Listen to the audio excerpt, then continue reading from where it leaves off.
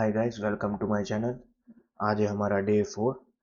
तो ये वीडियो में हम देखेंगे कि कैसे हम AWS लोड बैलेंसर लेवरेज करके हाई अवेलेबिलिटी एप्लीकेशन बना सके।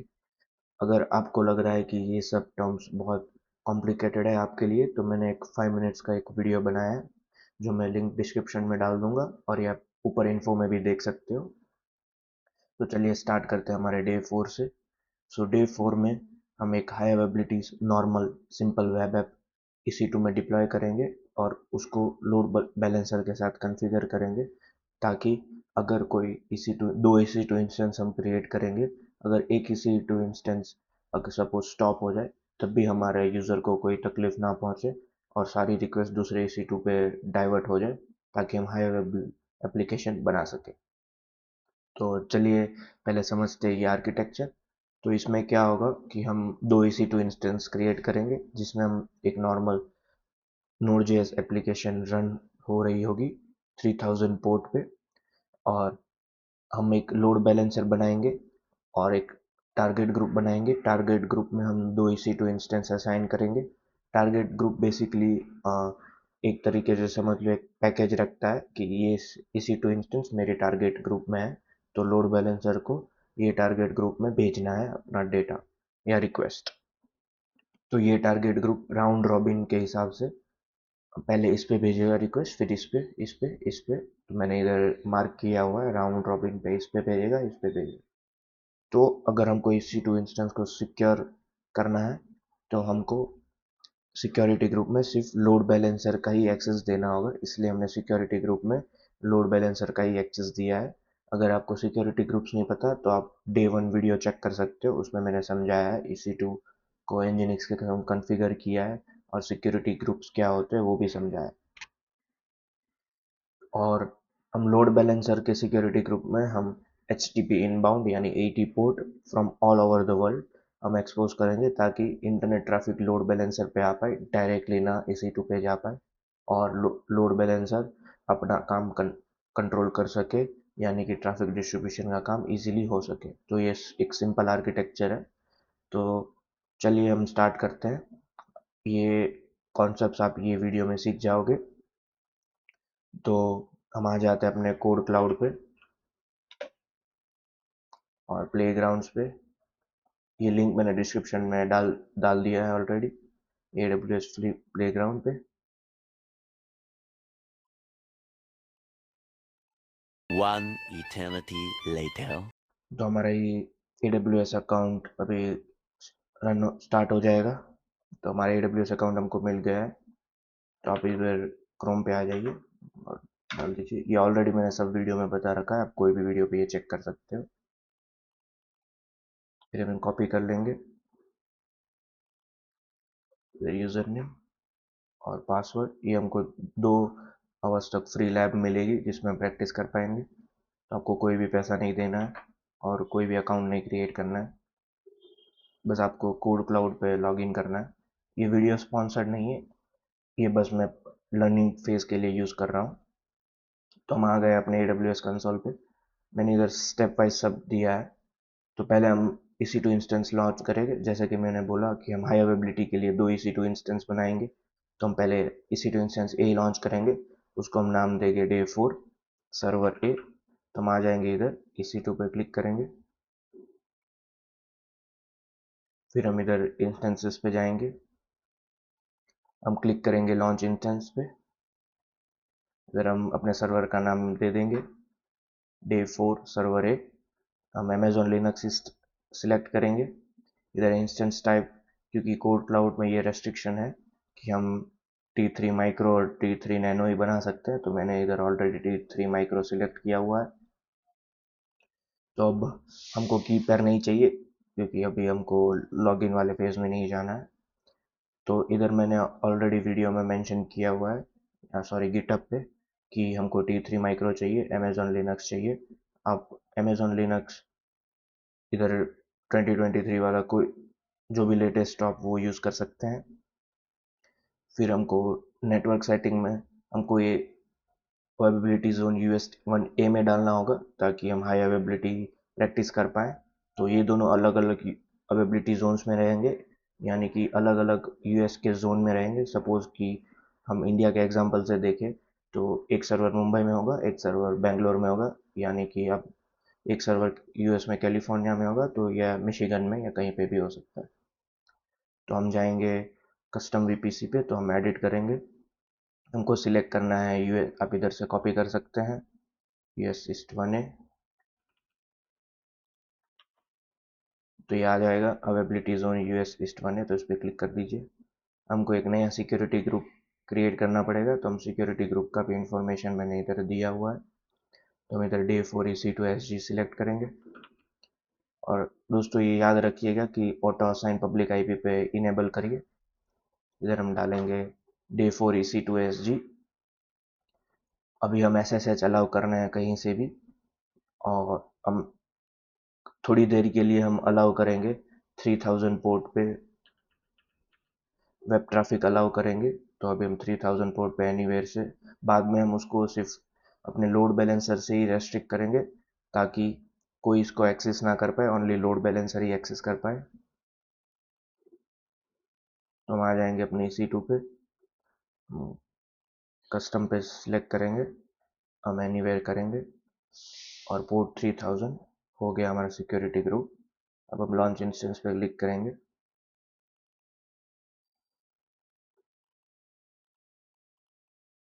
हम आ जाएंगे इंस्टेंसेस पे, तो आप देख सकते हो अभी ये पेंडिंग स्टेट में। हम रिफ्रेश करेंगे तो अभी रनिंग स्टेट में आ गया। सिमिलरली हम एक सर्वर बी बनाना पड़ेगा, जो कि हमारा हाई अवेबिलिटी जोन के हिसाब से UST1B में रहेगा। वो सिमिलर एक की तरह ही होगा, बस नेम और अवेबिलिटी जोन चेंज होगा। तो हम आ जाएंगे EC2 पे, लॉन्च इंस्टेंस पे, हम नाम दे देंगे server B, Amazon Linux select करेंगे, T3 माइक्रो, की पेयर नहीं चाहिए अभी के लिए। और हम इधर एडिट करेंगे, हमको सबनेट अब बी सिलेक्ट करना है, तो हम देंगे यूएस ईस्ट 1B। ऑलरेडी मैंने इधर दिया हुआ है, तो आप इधर से भी कॉपी कर सकते हैं। इधर आप पेस्ट कर दीजिए, तो इधर हमको मिल गया यूएस ईस्ट 1B, हमने इनेबल कर दिया है। अब हमको सिलेक्ट, क्योंकि हमने ऑलरेडी ये सिक्योरिटी ग्रुप बनाया हुआ है, तो हम उसको रीयूज कर सकते हैं। तो हम select security, existing security group use करेंगे। फिर हम उसमें day4EC2SG सिलेक्ट कर लेंगे। फिर हम लॉन्च इंस्टेंस पे क्लिक करेंगे, तो हमारा इंस्टेंस लॉन्च हो चुका होगा। अब हमको अपना जो Node.js ऐप है वो दोनों EC2 इंस्टेंस पे कॉन्फ़िगर करना पड़ेगा। तो हम सर्वर ए पे जाएंगे, हम कनेक्ट पे जाएंगे, और हम इधर ही EC2 इंस्टेंस को कनेक्ट कर लेंगे। तो हम कनेक्ट पे क्लिक करेंगे, तो हमको ये नई टैब में ले जाएगा, जहाँ पर हमको टर्मिनल मिल जाएगा सर्वर इंस्टॉल करने के लिए। हम कॉपी कर लेंगे ये कमांड, आप SSH भी कर सकते हो, ये इजी वे है, जल्दी हो जाएगा। तो हम इधर पेस्ट करेंगे, क्योंकि हम Node.js का 18th वर्जन यूज़ कर रहे हैं, तो थोड़ा टाइम लगेगा, क्योंकि ये आउटडेटेड है, इसलिए आपको वार्निंग आ रहा है, लेकिन इससे कोई दिक्कत नहीं होगा। तो हमारा ये Node.js इंस्टॉल हो रहा है, तब तक हम बी बी भी कनेक्ट कर लेते हैं। बी पे जाएंगे, हम इस पे क्लिक करेंगे कनेक्ट पे। आप इधर देख सकते हो कौन सा सर्वर है, ये सर्वर ए है, ये सर्वर बी है, इसलिए हमने नेमिंग कन्वेंशन सही से रखा है। सिमिलरली हम इसमें भी इंस्टॉल कर लेंगे Node.js। तो इधर हमारा सर्वर ए पे Node.js इंस्टॉल हो चुका है। तो हम एक डायरेक्टरी बनाएंगे ऐप, जहाँ पर हम अपनी फाइल स्टोर करेंगे। तो हम बनाएंगे ऐप, हम वो ऐप फोल्डर में चले जाएंगे, में क्लियर इट। अब हम इधर एक सर्वर डॉट जेएस फाइल बनाएंगे, जो कि एक Node.js सर्वर होगा। तो मैं इधर बनाऊंगा सर्वर डॉट जेएस फाइल। हम आ जाएंगे अपने गिटहब पे। तो पहले आपको मैं एग्जिट करता हूँ। इधर आप चेक कर सकते हो कि हमारा Node.js इंस्टॉल है कि नहीं। तो आप node-v देखोगे तो Node.js 18 वर्जन इंस्टॉल्ड है। और फिर से हम वो फाइल क्रिएट करेंगे यूजिंग vi कमांड। तो हम फाइल में आ गए हैं। हम इधर मैंने already server dot JS code डाला हुआ है, जो बेसिकली कुछ नहीं कर रहा, वो देख रहा है कि ओएस का प्लेटफॉर्म क्या है, होस्ट नेम क्या है, कितने सीपीयू असाइंड है, कितनी रैम यूज़ हो रही है, और थोड़ी इंफॉर्मेटिव वीडियो भी डाली है, सॉरी इंफॉर्मेटिव टेक्स्ट भी डाला है अबाउट लोड बैलेंसर। तो आप ये कॉपी कर लीजिए और आप इधर पेस्ट कर दीजिए सर्वर ए में। ये मैंने इसलिए बनाया कि हम देख पाएँ कि कौन सा वेब ऐप सर्वर ए पे है, कौन सा वेब ऐप सर्वर बी पे है। इधर मैंने मेंशन किया ये सर्वर ए है बाय डिफ़ॉल्ट। हम इसमें डब्ल्यू डाल देंगे ताकि हम इसको राइट कर पाए और हमारी फाइल सेव हो चुकी है। तो हम इधर आ जाएंगे वापस रीडमी पे। इधर मैंने कमांड दिया हुआ है सर्वर ए को रन करने के लिए, तो आप इसको कॉपी कर सकते हैं इधर से। सर्वर ए पे आ गए और एंटर प्रेस कीजिए, तो हमारा ये लोकल होस्ट 3000 पे रन हो रहा है। सिमिलरली हम बी पे सेम चीज़ कर लेंगे। इधर हमारा नोड जेएस इंस्टॉल हो गया, हम नोड हाइफन वी करेंगे। हमारा नोड जेएस इंस्टॉल्ड है। हम ऐप डायरेक्टरी बनाएंगे, हम ऐप में चले जाएंगे, हम इधर सर्वर डॉट जेएस बनाएंगे। हम सिमिलरली वो फाइल कॉपी कर लेंगे सर्वर डॉट जेएस, जो कि ऑलरेडी गिटहब पे है। मैंने लिंक डिस्क्रिप्शन में डाल देता हूँ, ऑलरेडी सभी वीडियो के लिए मैंने लिंक डिस्क्रिप्शन में डाल दिया है। और आप कोई भी वीडियो का डिस्क्रिप्शन आप देख सकते हैं इधर। सर्वर बी पे आ जाएंगे, इधर हम पेस्ट कर लेंगे सर्वर बी पे पूरा फाइल। इधर आप चाहे तो इधर आप चेंज कर सकते हैं। इधर आप सर्वर नेम आप आई दबाना है तो हम इंसर्ट मोड में आ जाएंगे। इधर आप डिफ़ॉल्ट वैल्यू बी चेंज कर सकते हैं। ऑलरेडी हम env पास कर रहे हैं, काश अगर ना हो, इसलिए हम इधर बी पास कर देंगे। फिर हम इसको एस्केप दबा के सेव कर लेंगे। अब हमारा बी सर्वर पे फाइल कॉन्फ़िगर हो गया है। अब हम जाएंगे उसको रन करने पे। तो जैसे सिमिलर हमने ए सर्वर पे नोड जेएस सर्वर रन किया था, सिमिलरली हम नोड जेएस सर्वर बी पे रन करेंगे। इसमें हम कुछ नहीं कर रहे, नोड सर्वर डॉट जेएस ही कर रहे हैं। बस इस पे हम अपना server B env variable pass करें ताकि हम डिफ्रेंशिएट कर पाए कि कौन सा सर्वर है। तो इधर सर्वर बी वाले कमांड पेस्ट कर देंगे, तो हमारा सर्वर बी ऑलरेडी रन हो चुका है।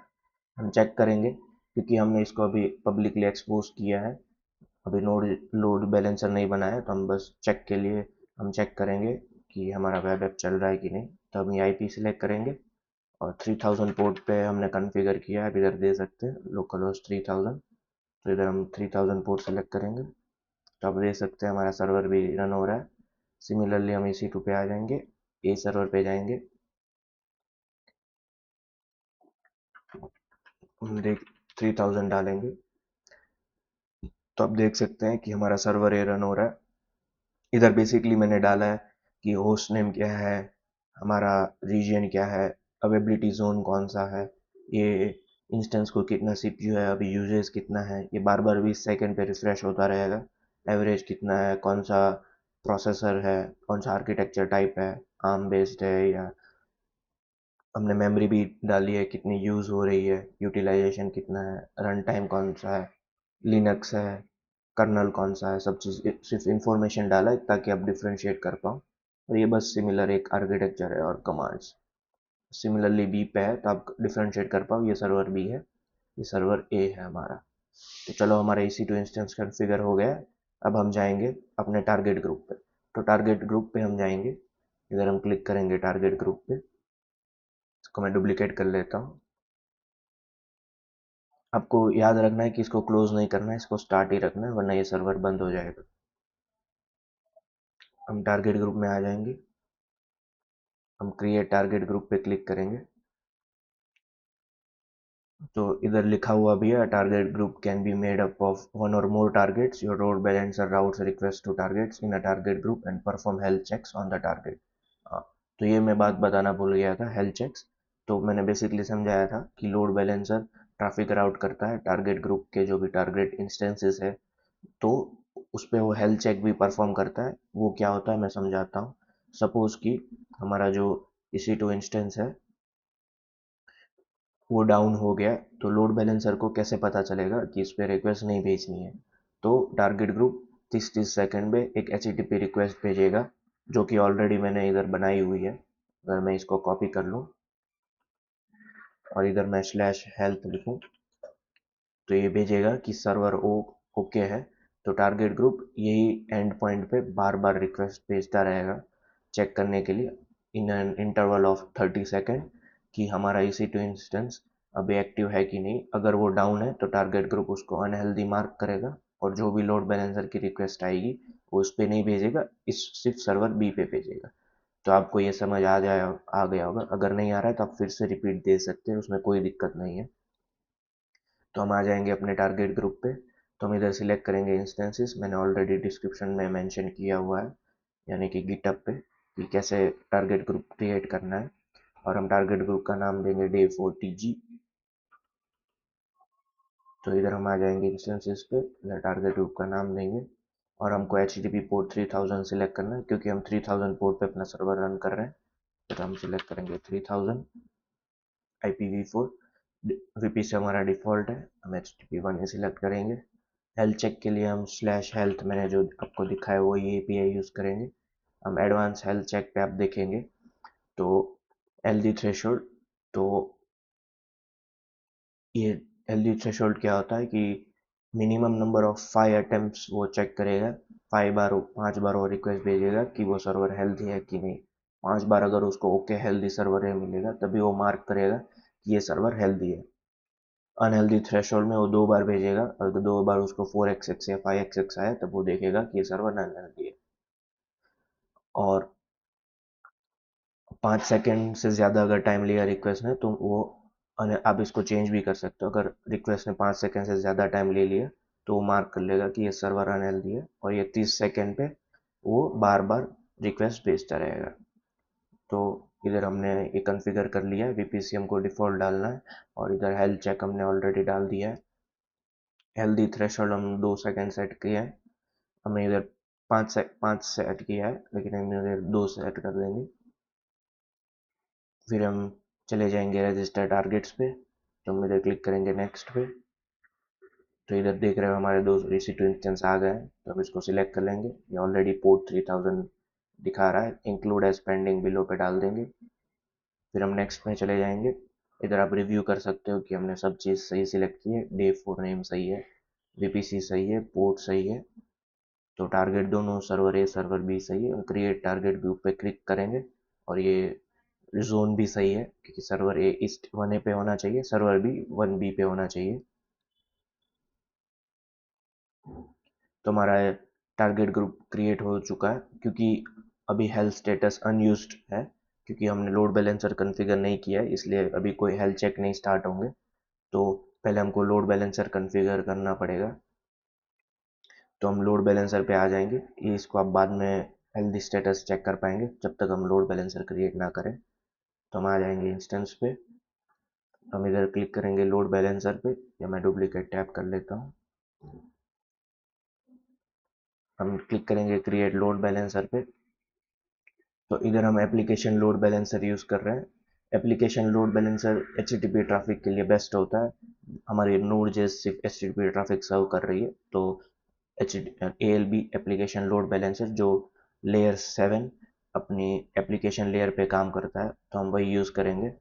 नेटवर्क लोड बैलेंसर कोई भी TCP कनेक्शन या आपको UDP या TLS कनेक्शन बनाना हो तो उसके लिए यूज़ होता है, और gateway load balancer as a gateway काम करता है।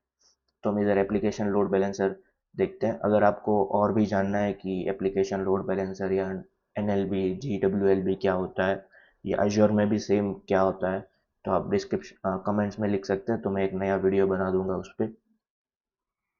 तो हम क्रिएट पे क्लिक करेंगे, हम आ जाएंगे, नेम सेलेक्ट कर लेंगे। इधर आप अपना खुद का नेम दे सकते हैं, लेकिन मैं चाहूँगा कि आप मैंने जो कॉन्फ़िगरेशन किया है वही नेम दें, ताकि हम कंसिस्टेंसी मेंटेन कर पाए। क्योंकि हमको रिक्वेस्ट इंटरनेट से लानी है तो हम लोड बैलेंसर को इंटरनेट फेसिंग कॉन्फ़िगर करेंगे। हम IPv4 यूज़ कर रहे हैं, हम VPC डिफ़ॉल्ट ही रखेंगे। और हमको पता है कि हमारी अवेबिलिटी जोन A और B है, तो हम उस पर क्लिक करेंगे, अवेबिलिटी जोन A, जो कि एक सबनेट ऑलरेडी असाइंड है, और USDIS 1B। जो कि वो सेम सबनेट है जहाँ पर हम दोनों हमारे EC2 इंस्टेंस है। अगर आपको चेक करना है तो मैं आपको इधर दिखा सकता हूँ। तो इधर आप अगर नेटवर्किंग पे आएंगे तो सबनेट देखेंगे 0D5A है सर्वर बी ए के लिए। तो अब देखेंगे कि सर्वर ए के लिए 0D5A है। और अगर आप सर्वर बी पे क्लिक करेंगे नेटवर्किंग में तो इधर देखेंगे 0EB07 है। तो 0EB07 सर्वर बी के लिए हम सिक्योरिटी ग्रुप अब नया क्रिएट करेंगे। तो हम क्रिएट न्यू सिक्योरिटी ग्रुप पे क्लिक करेंगे। इधर मैंने इन्फॉर्मेशन दी हुई है कि क्या करना है। हम Day4 ALBSG नाम देंगे उसको। हम इस सिक्योरिटी ग्रुप को सॉरी इधर आएंगे हम सिक्योरिटी ग्रुप में, हम इसको नाम देंगे Day4 ALB। इसमें हम अलाउ करेंगे इंटरनेट ट्रैफिक, ताकि हम डिस्क्रिप्शन दे दिए कि हम सिलेक्ट कर पाए, जान पाए कि ये कौन सा सिक्योरिटी ग्रुप है। हम ऑल ट्रैफिक अलाउ कर रहे हैं। कोई भी इंटरनेट से या कोई भी एप्लीकेशन से ट्रैफिक आएगी तो हम अलाउ कर रहे हैं। तो हमने सिक्योरिटी ग्रुप कॉन्फ़िगर कर लिया है। तो हम ये सिक्योरिटी ग्रुप को हम क्रिएट करेंगे। तो हमारा सिक्योरिटी ग्रुप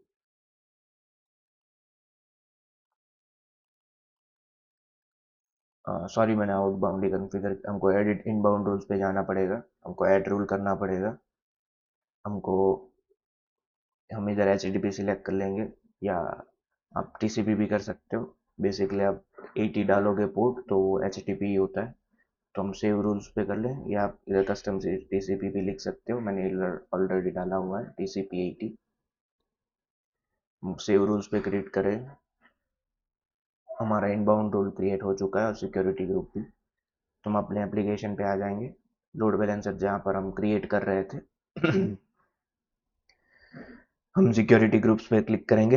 हम Day4 ALBSG सिलेक्ट करेंगे, यानी Day4 application load balancer security group. तो हम सिलेक्ट कर लिया है। हम कोई भी HTTP ट्रैफिक आना चाहते हैं और हमको टारगेट ग्रुप सिलेक्ट करना पड़ेगा कि कौन से टारगेट ग्रुप को हमको फॉरवर्ड करनी है वो रिक्वेस्ट। तो हम Day4 टारगेट ग्रुप जो हमने ऑलरेडी बनाया है वही हम सिलेक्ट करेंगे। और हम हमारे सब कॉन्फ़िगरेशन स्टेप हो गए। हम क्रिएट लोड बैलेंसर पे क्लिक करेंगे। ये स्टेप मैंने दिया हुआ है फॉरवर्ड टू Day4। तो आप देखोगे कि हमारा प्रोविजनिंग स्टेट में गया है, तो ये थोड़ा टाइम लेगा। और इधर आप देख सकते हैं कि HTTP 80 और फॉरवर्ड टू टारगेट ग्रुप आ गया है। तो हम जाएंगे अपने टारगेट ग्रुप पे। तो इधर आप देखेंगे तो ये हेल्थ स्टेटस इनिशियलाइज हो गया है। तो ये थोड़ा टाइम लेगा कॉन्फ़िगर होने में। One eternity later. हाँ दोस्तों, जैसा कि आप देख सकते हैं हमारे सर्वर हेल्दी आ गया है। अगर हम लोड बैलेंसर पे जाएंगे, इधर हम रिफ्रेश करेंगे तो स्टेटस हमारा एक्टिव हो चुका है। इधर या ये हमारा URL होगा जहाँ से हम एक्सेस कर पाएंगे अपने लोड बैलेंसर, यानी कि ट्रैफिक इधर डाइवर्ट होती रहेगी। तो हम अगर क्रोम पे जाएंगे, इस पर क्लिक करेंगे तो आप देख सकते हैं हमारा लोड बैलेंसर ट्रैफिक रीडायरेक्ट कर रहा है। हम सपोज एक इनकॉग्निटो मोड भी खोल लेंगे। इस पर अगर हम सेम URL डालेंगे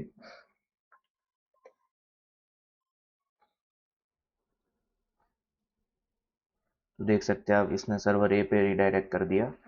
अब देख सकते हैं ये सर्वर ए पे जा रहा है, ये सर्वर बी पे जा रहा है। तो अगर रिक्वेस्ट बार बार चेंज होगी तो ये सर्वर ए पे सर्वर बी पे राउंड रॉबिन के हिसाब से वो सर्वर पे रिक्वेस्ट भेजता रहेगा, ताकि हमारी सर्वर सर्वर पे लोड ना आए।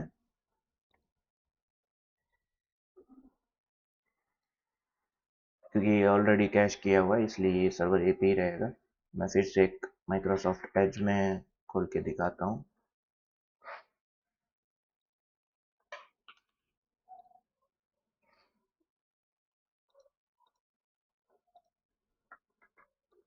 सपोज मैं इधर डालूंगा तो आप देख सकते हो उसने सर्वर ए पे भेजा, सर्वर बी पे नहीं। अब सर्वर बी पे भेजा, हर एक रिक्वेस्ट नए नए सर्वर पे भेजता रहेगा या राउंड रॉबिन पे। आप इजीली समझ सकते हो राउंड रॉबिन क्या होता है। तो ये हमारा हो गया, लेकिन इसमें एक दिक्कत है। हमने अपना EC2 इंस्टेंस है जो अभी एक्सपोज्ड है, हम डायरेक्टली उसको एक्सेस कर पाए। हमको ये चाहिए कि इसको कोई ना देख सके, सिर्फ लोड बैलेंसर ही इस पे एक्सेस यानी कि रिक्वेस्ट भेज सके, ताकि ये सिक्योर रहे। अगर कोई अटैक भी हो तो लोड बैलेंसर पे भी हो और EC2 इंस्टेंस को कोई हार्म ना हो। तो हम क्या करेंगे, हम आएंगे अपने इंस्टेंसेस पे और हम देखेंगे कि हमने एक ऑलरेडी सिक्योरिटी ग्रुप असाइन किया हुआ है। तो हम जाएंगे अपने इंस्टेंस पे, सिक्योरिटी पे, और हमारा जो एक सिक्योरिटी ग्रुप है उस पर क्लिक करेंगे। तो आप देख रहे होगा कि हमने ये जो कस्टम्स, हम एडिट इनबाउंड टूल्स पे जाएंगे ताकि आप क्लियर व्यू ले सको। हमने कहीं से भी 3000 पोर्ट पे एक्सेस दिया हुआ है, इसलिए सर्वर पे आप एक्सेस कर पा रहे हो। तो हम इसको डिलीट कर देंगे। इधर मैंने मेंशन किया है कि कैसे डालना है। तो हमको डे 4 EC2 SG पे जाना है, जो कि यही है। मैं इधर ले लेता हूँ बाजू में, डे 4 EC2 SG। और इधर हमको कॉन्फ़िगर करना है कि ये जो हमने पहले रिमूव कर देना है, जो ऑलरेडी TCP वाला था। हमको न्यू पोर्ट ऐड करना है, ऐड रूल कस्टम TCP, हमको 3000 ऐड करना है। और हम इसको सिक्योरिटी ग्रुप को सिलेक्ट करना है। हम इधर आप सर्च कर सकते हो डे 4 ALBSG, वो ऑलरेडी आ जाएगा क्योंकि हमने सेम नाम बनाया है। तो आप इधर देख सकते हो कि डे 4 ALBSG आ गया। तो हम इस पर क्लिक करेंगे तो अब सिर्फ एप्लीकेशन लोड बैलेंसर ही हमारा एक्सेस कर पाएगा EC2 इंस्टेंस पे। तो हम इधर सेव रूल्स पे क्लिक करेंगे। अगर हम जैसे आप सेव रूल्स पे क्लिक करेंगे, आप इधर रिफ्रेश करेंगे तो ये सर्वर अब बंद हो जाएगा, अब हम इसको एक्सेस नहीं कर पाएंगे। अब थोड़े टाइम बाद देखोगे, सपोज मैं इसको नया टैब में खोलता हूँ, तो हम इसको एक्सेस नहीं कर पाएंगे। लेकिन इससे कोई परेशानी नहीं है क्योंकि हमारा लोड बैलेंसर ऑलरेडी चल रहा है। तो वो हमारा ट्रैफिक रीडायरेक्ट करता रहेगा। तो आप देख सकते हैं अब आप ये फॉर लूप भी चला सकते हैं अपने AWS ALB DNS को डाल के। तो चलिए ये भी हम ट्राई कर लेते हैं अपने टर्मिनल पे। तो हम अपने टर्मिनल पे आ जाएंगे। पहले हम कॉपी कर लेंगे अपना लोड बैलेंसर का URL।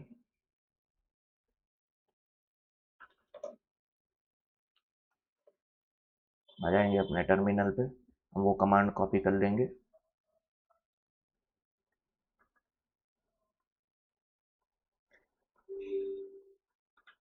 इधर हम अपना पेस्ट कर देंगे जो URL जो हमने लोड बैलेंसर से कॉपी किया है।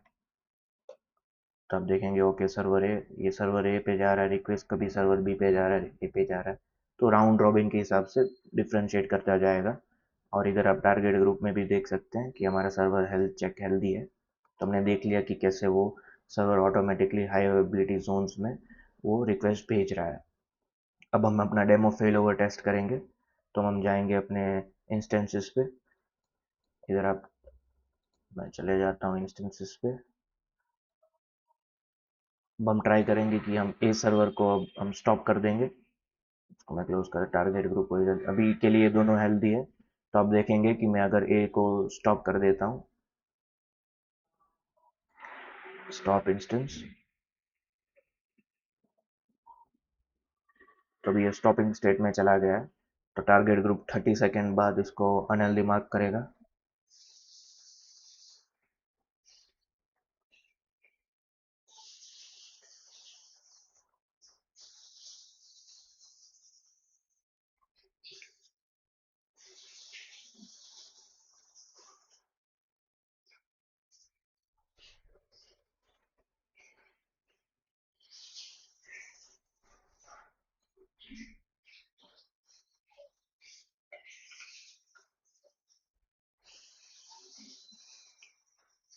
तो हमारा EC2 इंस्टेंस स्टॉप हो चुका है। अगर आप टारगेट ग्रुप में जाएंगे तो अभी ये अनयूज स्टेट में है। तो अभी हमारा एक ही स्टेट हेल्दी है, तो रिक्वेस्ट सारी हेल्दी स्टेट में जाएंगी। अगर हम फिर से ये फॉर लूप चलाएंगे तो आप देख सकते हैं सब रिक्वेस्ट बी पे ही जाएगी, ए पे कोई भी रिक्वेस्ट नहीं जाएगी। इससे हम हाई अवेलेबिलिटी सर्वर बना पाएंगे। तो फिर आपको ये एप्लीकेशन लोड बैलेंसर वगैरह आप डिलीट कर सकते हैं या अपना अकाउंट इधर से आप स्टॉप कर सकते हैं। तो इधर से आप अपना अकाउंट स्टॉप करेंगे तो ये सब क्लीन अप हो जाएगा। तो ये वीडियो में हमने सीखा कि कैसे हम ALB कॉन्फ़िगर करते हैं, मल्टी AZ कैसे सेटअप करते हैं, हेल्थ चेक कैसे कॉन्फ़िगर करते हैं। तो आगे वीडियो को जुड़े रहने के लिए अब DFI के वीडियो जल्दी आएगी। Thank you.